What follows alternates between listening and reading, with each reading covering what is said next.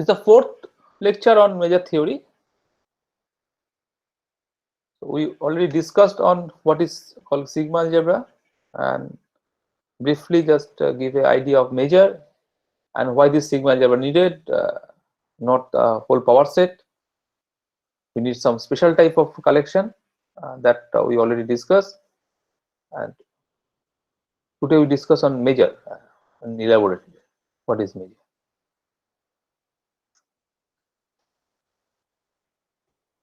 So probability is a measure, and that integration also a measure, and there are different type of measure. Measure has a broad definition, but the idea of this measure motivation is coming from the say length.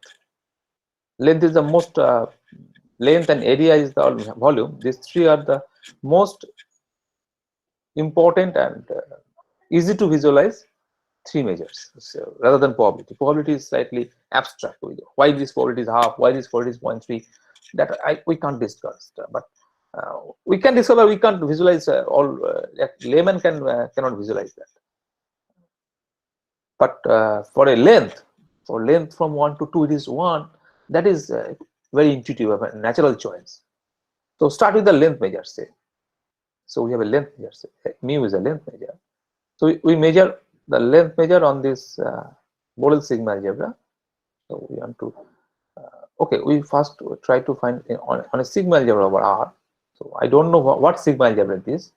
It's a sigma algebra over R. I don't know what is sigma algebra. Sigma algebra over R. We want to define that. We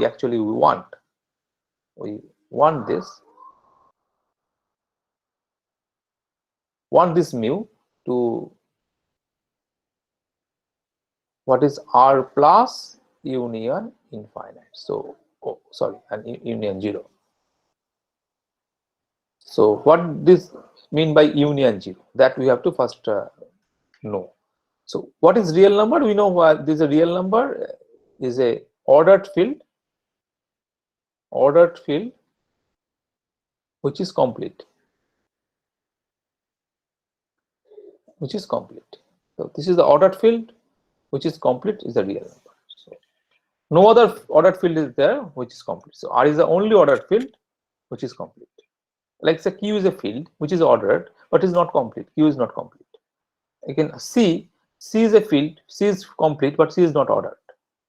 Order means partial order. So there is a partial order. The partial order is obvious. Partial order is this, and so field there is a addition and multiplication. The usual addition will be a multiplication. Say 2 plus 2 equal to 4, and 2 into 3 equal to 6. That thing. So this plus and dot that is in class 1, what we learn in class 1, and this less than is our usual less than. So this is called ordering. This is partial order. You know what is called partial order? That is reflexive. Reflexive, antisymmetric, and transitive. And this plus, under this plus, forms a group that commutativity, associativity, then distributive law, they all are there.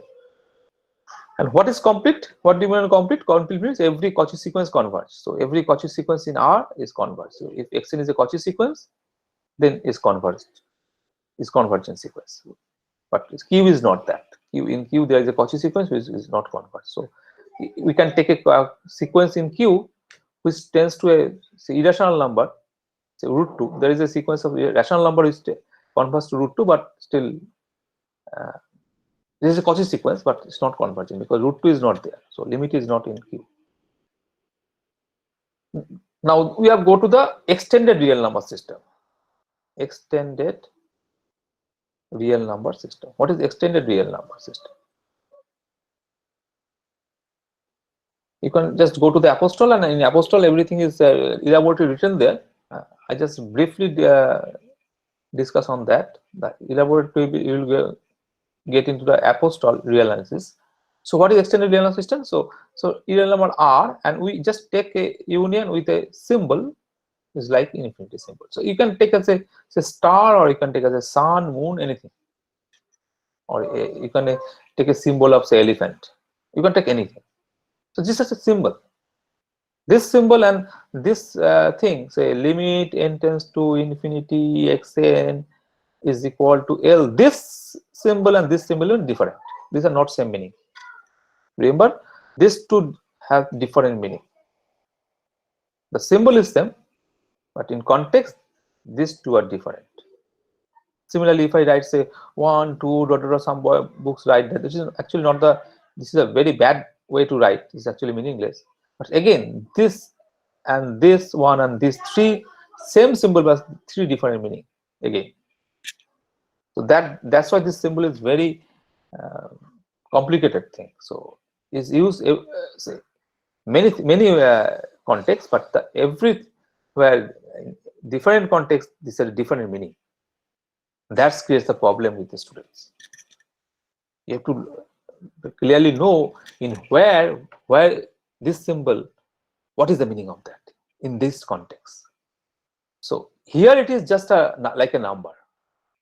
Here in limit, this is not a number. N tends to infinity, that infinity is not a number. Its meaning is different. 1 to order infinity, this is also a different meaning. This is not a number. But here is actually is a number because we are containing the set, so it is a number. So it is called extended real number system. Sometimes we extend to the minus infinity also. So we can take the minus infinity also. So two different symbols. One is a sun and one is a moon. What is this? So since it is a extended real number system, we have to define the addition on this. So addition on this is clearly natural choice is this for all a belongs to R. You have to take all a belongs to R. So this symbol infinity and minus infinity not in R, remember. And this other is this x plus minus infinity is minus infinity, a plus. And again there's say a into infinity is infinity if a is positive, and if a into infinity is minus infinity if a is negative. And now there are something is which is not defined, like 0 into infinity is not defined, like 1 by 0 is not defined, so it is 0 into infinity is not defined. So there are several things which is not defined. In real number, this is the only thing is not defined is something by 0. That is the undefined thing. But here many more things are not defined. So infinity plus minus infinity is not defined. You can just go to the apostole and you find what the list of undefined thing. But here we can we define one more thing which is not defined in real number, like a by 0 is equal to infinity if a is positive, and if a is negative then a by 0 is minus infinity, but still again 0 by 0 is undefined. Here also 0 by 0 is undefined. So here also 0 by 0 is undefined. So you can just go to the list of this thing where what is the mean by this symbol. So now we just consider just plus infinity only, not the minus infinity. Why this is needed? Because if I ask what is the length of the whole real number, you have to say it is infinity. Now negative is not there, so such that what is the thing? So we need only one thing, that if a1 a2 dot is belongs to script tape, that means the union also belongs to script tape. That means that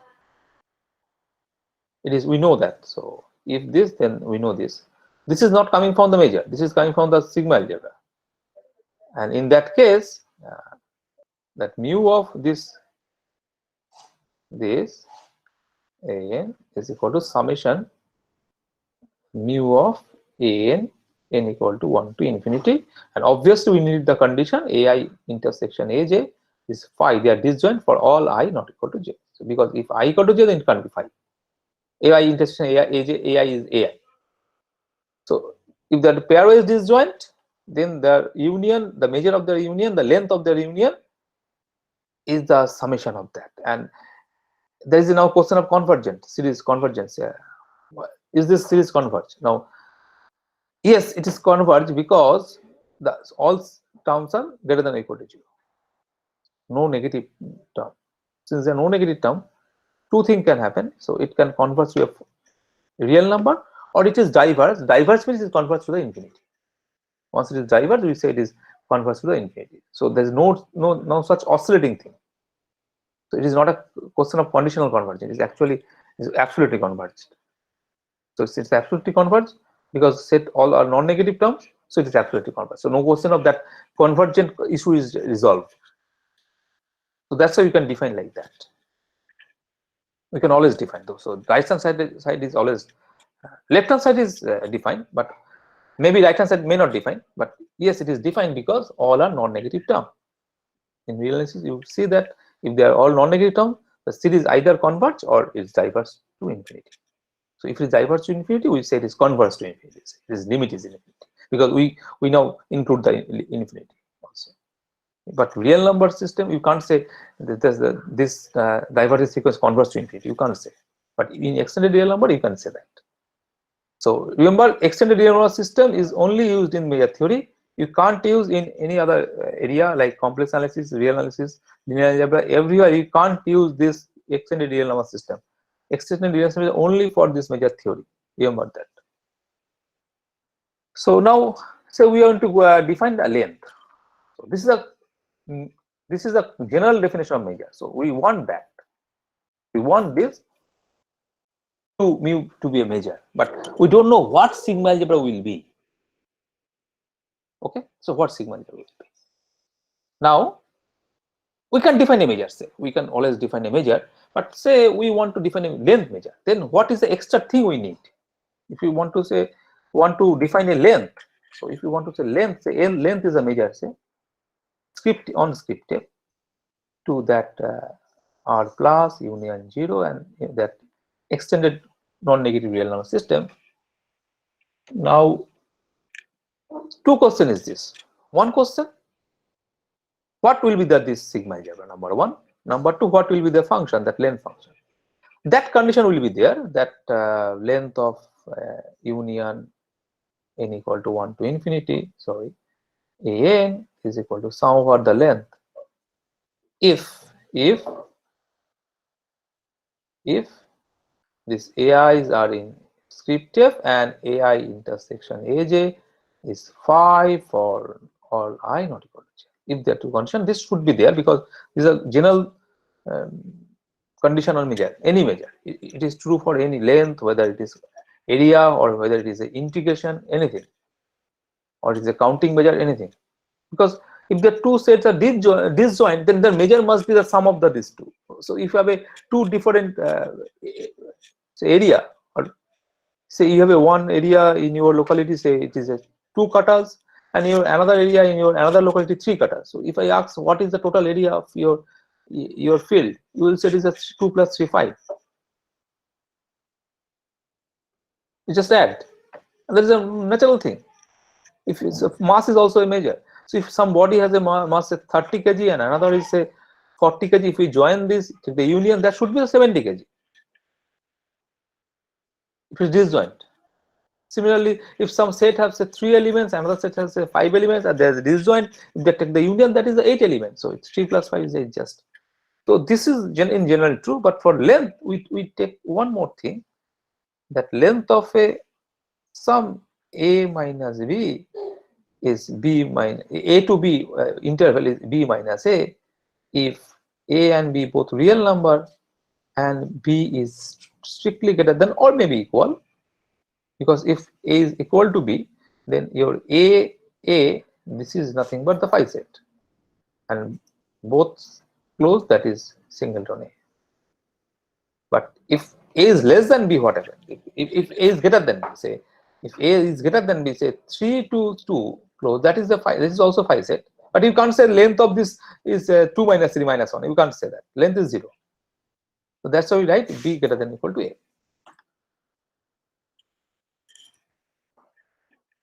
So length of this, that is obvious choice, because this a and here b. So length of this must be this b minus a. Obvious choice. Now question is, then what set in subset of the real number we can measure? We can find the length. That is the question. Can we find the length of every subset of real number? The answer is no. We can't measure every subset of real number length measure.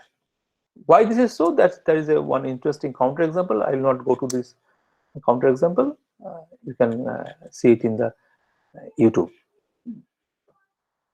So there is a very interesting example. If you want to define length on the every set of subset of real number there is some problem. So okay, then we see, okay, we can't define length on the every subset of real number. Okay, then we can define so what is the smallest thing we can define? So the smallest thing is always there, so we just take just only phi and this whole r.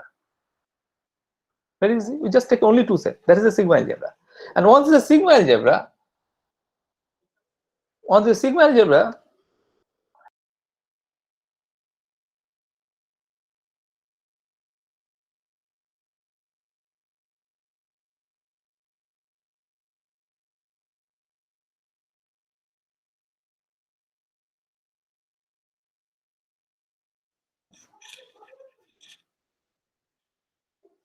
so if we take the sigma algebra phi and r, we can easily define the length. So length, what is the length? So length of phi must be 0, yes, and length of r is just infinity.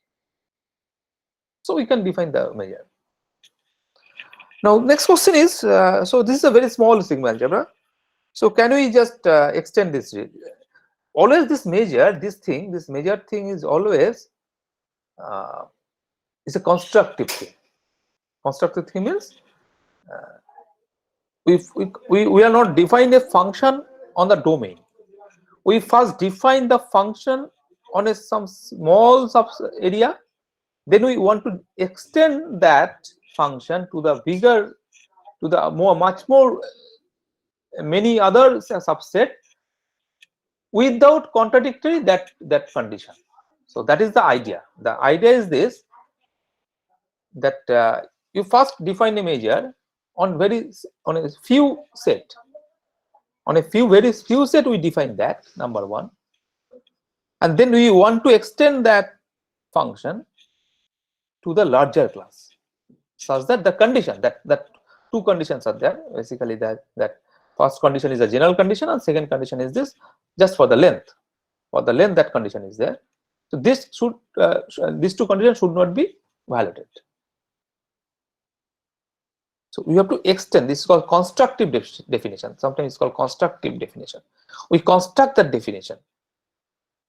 So like that, say if you say want to define a function on the whole real number, you first define the function on the, say, on the integers, then define the function on the rational number, then define the function on the all real number, like that. That is the idea. So here we are first define that length on the very smallest sigma algebra, like only two element, and this is the measure. Okay, done. So what else set we can define the length? Obviously the choice is this. We can always define this type of length, because this type of set. So we can include that in the our sigma algebra. We can include that in our sigma algebra. So we can include our in this set in our sigma algebra. Next thing, what we can define? We can define this set also.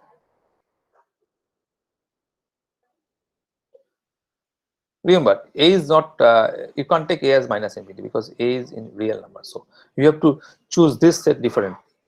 We can define that set also. And obviously we can set this set. This is actually whole real number. That we can define. So what is the definition? Definition is clear. If it is a to B, half open, half closed, then it is a B minus A. If B is greater than or equal to A, and if B less than or equal to A, then it is 0, and length of this set is, this type of set is infinity, and also this type of set is infinity.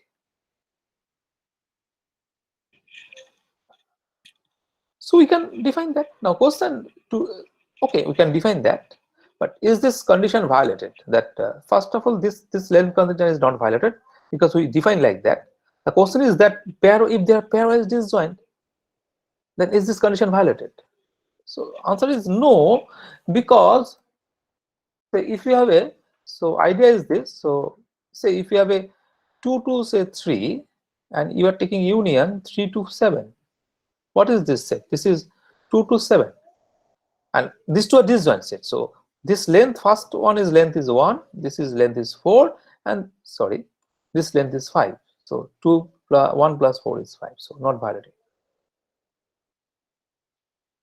The two disjoint set is not violated. Again, So if it's 2 to 3 and then 3 union 3 to infinity, whatever. So this is the length 1, this is the length infinity, and 1 plus infinity is infinity. So, and this is the length is infinity. So not violated. We define that this set as infinity length, this is infinite length, and this is length 1. 1 plus infinity is infinity. That is that in definition, a plus infinity is infinity. So not violated. Similar idea for minus infinity to say 2. This is infinity. Union 2 to say 7. This is 5. Infinity plus 5. That must be infinity, and that is infinity. Sorry.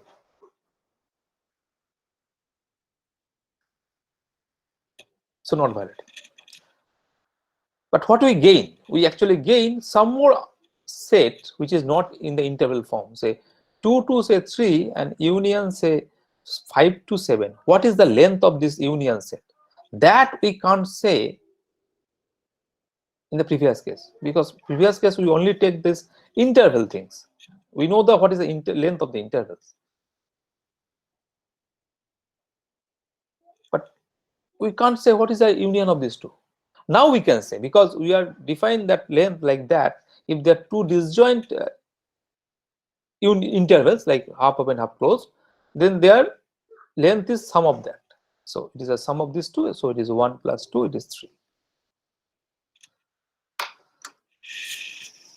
So we are now include many other subset of real number, not only the interval. We are now include the disjoint union of intervals also. And eventually if it's not disjoint, then also you can define, because it is if you just 2 to 7, it is 5 union say 3 to 8, so it is just 2 to 8. So you can easily define the length. So length of this is 5, this length of this is 5, but yes, it is length of this not 10, it should be 6, because the intersection, and we know the result that length of, or not only for the length, it is for any measure A union B, if it is not disjoint, it is the measure of A plus measure of B minus measure of intersection of A. You can easily prove that. This is a homework. Easily prove that. Not only for the probability, this is true for any measure. Now, question is, if the two intervals, then the union may be a interval, may not be an interval, but if they are not disjoint, there is a common point, then their union is an interval, as well their intersection also interval. That is the idea.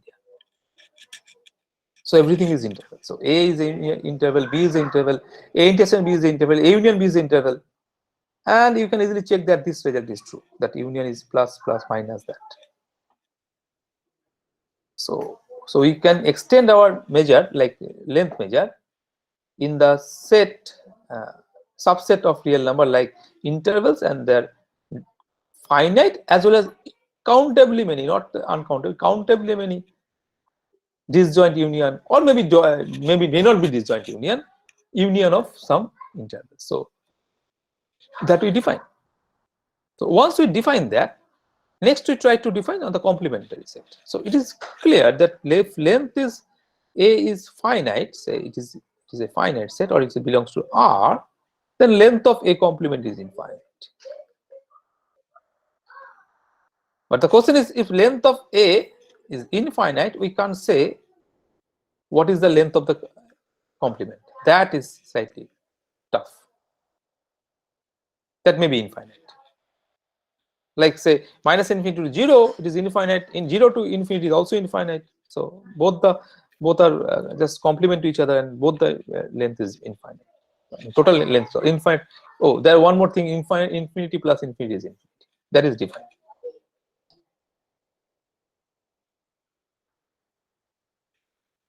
But if this A is an interval, then what is a complement? Complement basically, what is a complement of an interval?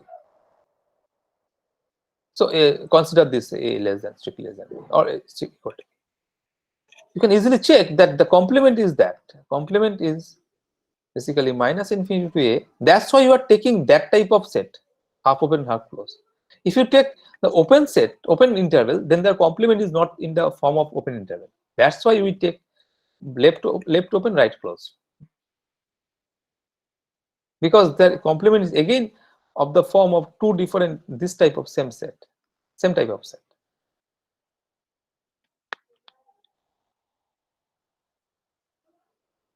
If you take that closed interval or open interval, then the complement is not at that form.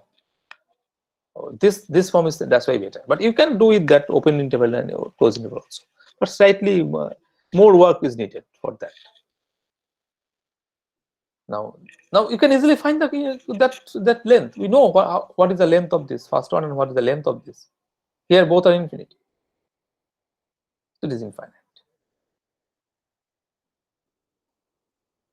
So we can easily find what are the complement length of the complement thing. Okay. So in this stage, what is the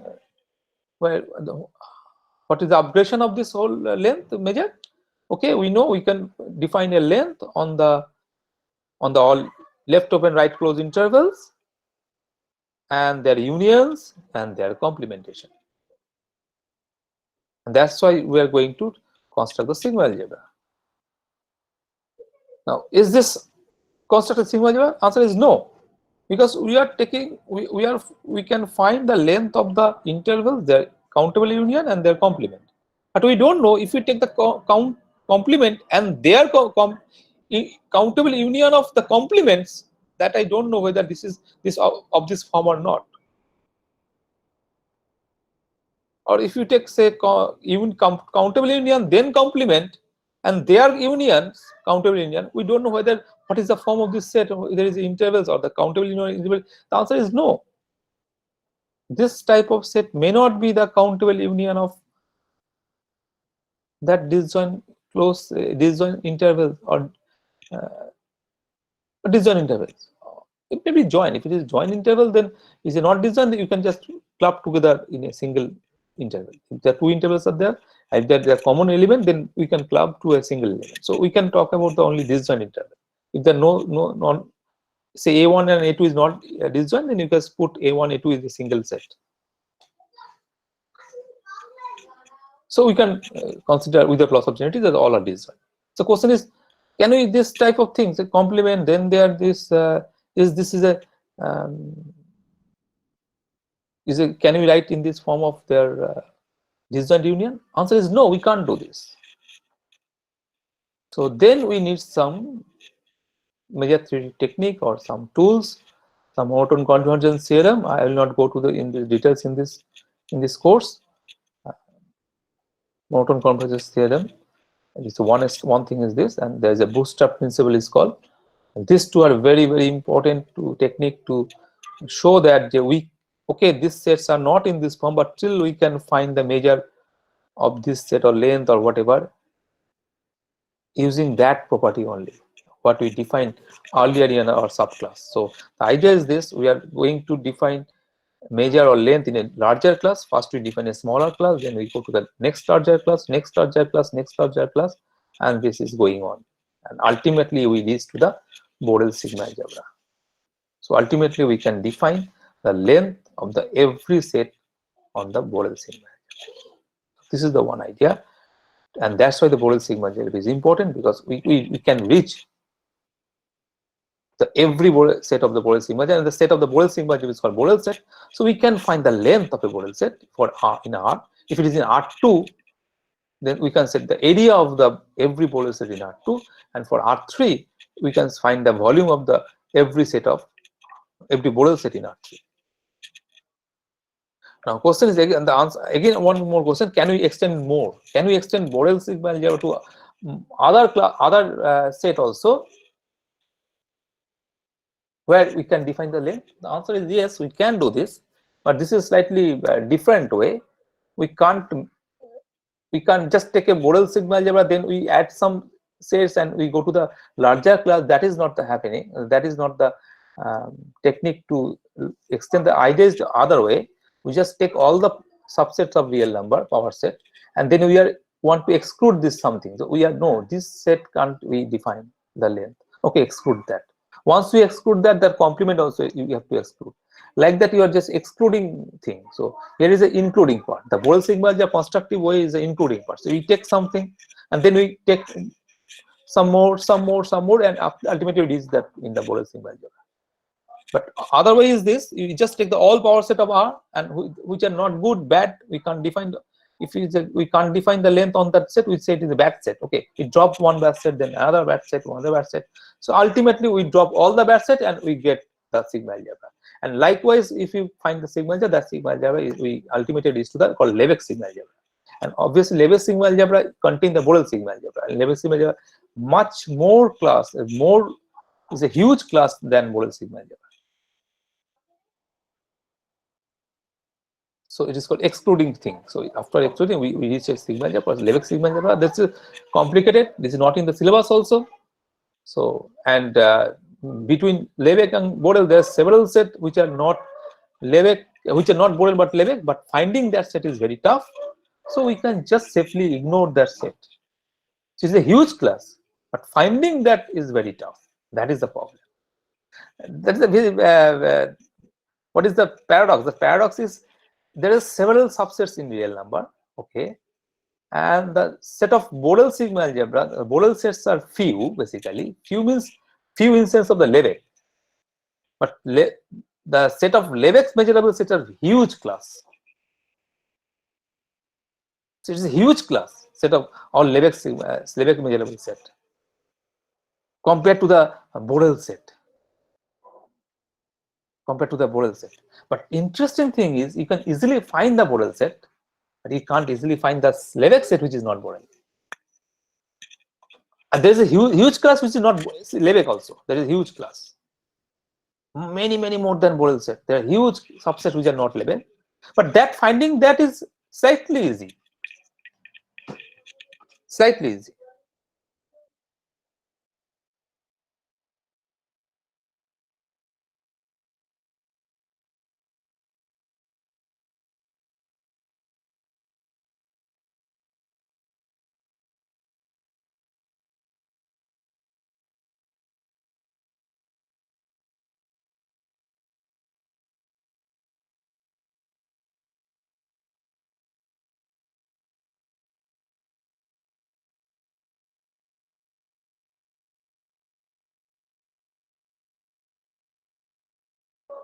So finding Borel set is easy. Finding non-Lebesgue set, non-Lebesgue measurable set is slightly tough but easy. Easier than finding the Lebesgue set which is not Borel. So that's why you can, the non-Lebesgue set we can't define length. So forget that.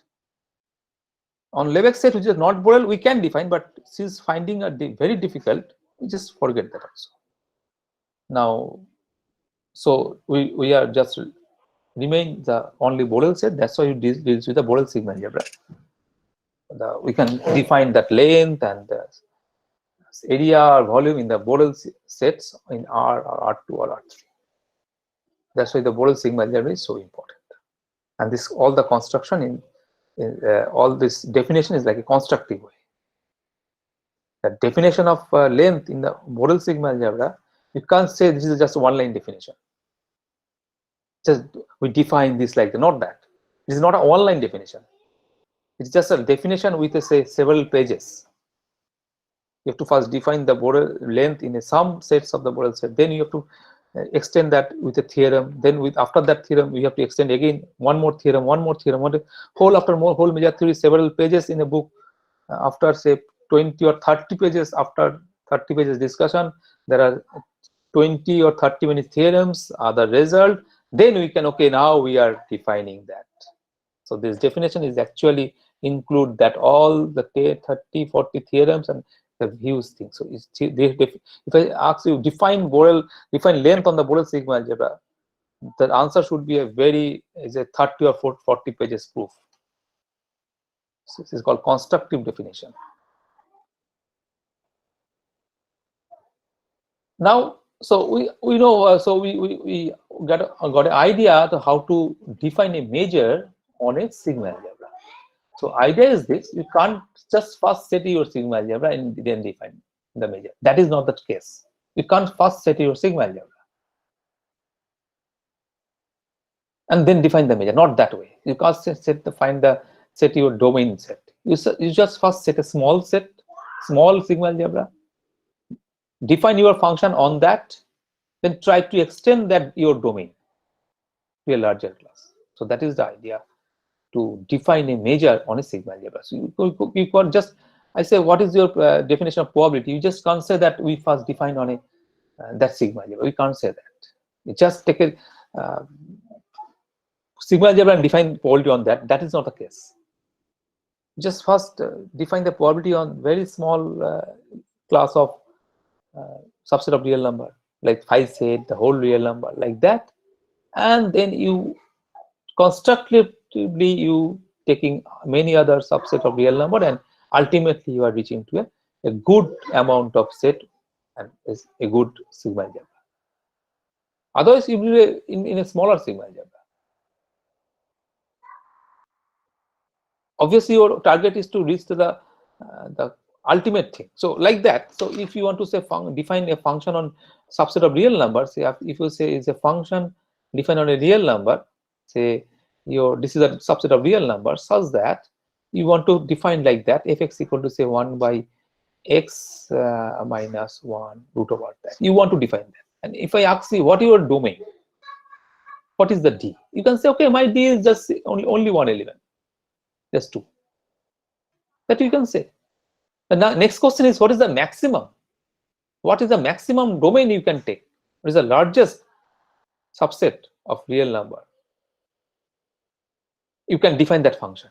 That is called the domain of the function. Then we have to say, okay, we can include 3, we can include 5, but we can't include 1, we can't include 0. So after some discussion, we will say that the maximum domain is like that, it is just 1 to infinity. All number greater than 1. So that is the same thing we are doing with the probability or any measure. So we are not giving you the domain. We are saying the function have some property, that the function must satisfy this property. So what is the largest sigma algebra you can define? The answer is for length it is a Lebesgue, but we are deals with the Borel. So eventually for probability also distribution, we can go to the Lebesgue, but we are defined on the Borel sigma algebra. We restrict our all thing in the Borel sigma algebra only. So we can't discuss on the non-Borel set. We are always discuss on the Borel set, which can be written in the union and complementation of the, and then union, then again complementation of this intervals. So that means we have to find the length, or maybe any measure, or maybe probability on the length only first. So we are trying to define a probability measure of this random variable. So probability is also a measure on the sigma algebra, on the Borel sigma algebra, say now which is 0, 1. Now the one more restriction for the probability measure is this. This is 1. Now what is the definition of this? We just, it's again is a constructive way. So we first take the all intervals like that, the same way like we are defining that measure, length measure. Take a half open, half closed, a less than or equal to b, say, and what is the definition of that? Definition is this. So if you want to find the measure, the probability is also a measure. That is the probability of x inverse this set. By notation, we write that set as this. So a less than x less than or equal to b. This is the set. And what is the definition of this? The definition is this: probability of this set of all omega belongs to omega, because remember there is a omega is there, and there is a script test sigma algebra is there. So this is called this sample space with this event space, and you have a probability function on this sigma algebra. You have this, and you have a random variable on there. So you have these two. these two functions, and we are going to another function. It's called probability distribution of x induced by p, px suffix x, that is just such that x omega in this set. So we can find the probability because this set. So can we find this probability? The question is yes. Why? Because now this is in the Borel sigma algebra, and is this inverse image, that set, inverse image of this set, is this in the sigma algebra? The answer is yes, this is in the sigma algebra because we define x like that. X is a random variable such that this is true. Actually, this is true. We just go to the Rohatki, and in Rohatki, this all thing are elaborately written there. Yes, if you have a function from omega to r such that this does not hold, such that x inverse of AB not belongs to this script f, then that x is not a random variable because that is not a measurable function at all.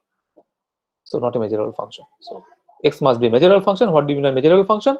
Every Borel set, or every is equivalent to say every length, every half open half closed interval in R has an inverse image in F. If it's not so, then x is not a random variable. This random variable is also called real value random variable because the output is a real. Is also called real value random variable. If you see random variable, that means it's a real value random variable. But there are several things also like complex value random variable, vector value random variable, also random vector also there, or maybe any in general measurable space. We can define that. So what is the? By the way, if I define probability on that, that means we are going to define the probability on two different sets.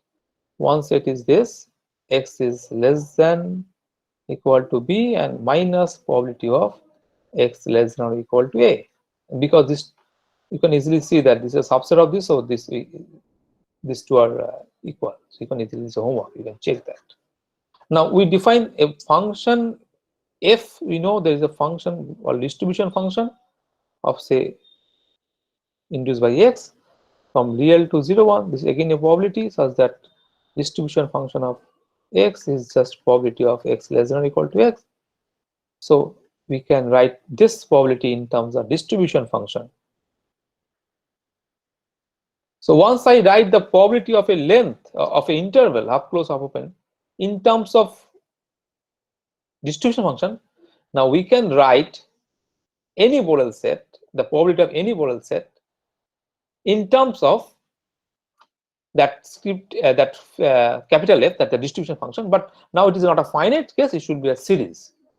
It should be a series of some fx a plus fx a1 minus fx a2, like that. It should be a series because the countable union then complement. So that not be that only two things. That's plus something minus, then plus minus, something like that. But it's a series. So what we can find, we can find that is a series, and that is convergent. We can show that that issue can be resolved.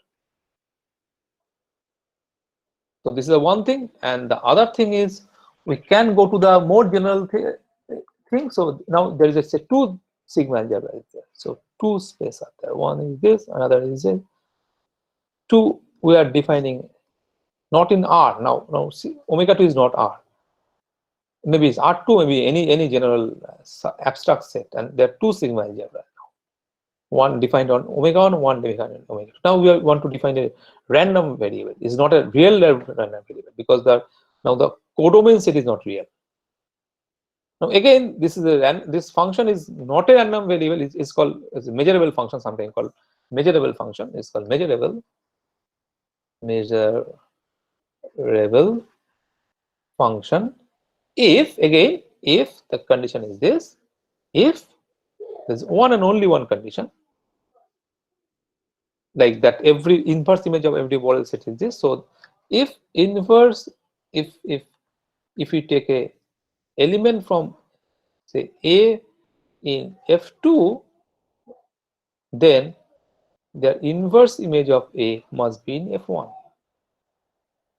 So if this is measurable in the second, in the right hand, the inverse image is also measurable in measurable set in this. So any set in the in the sigma algebra is called the measurable set.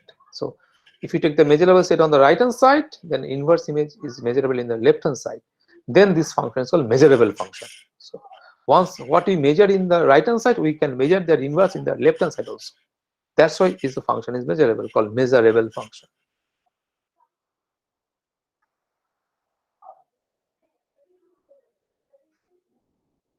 So this is the definition of precise definition of measurable function, and we are deal with, once we deal with the length or measure probability, we actually, the right hand side is the real number system and the Borel sigma algebra. But the left hand side can be anything. It totally depends on your random experiment. Your random experiment, after you perform the random experiment, you will find the what are the that outcomes, and then you can find the sample space, and then you have to very carefully decide what you will be your sigma algebra. Very carefully decide.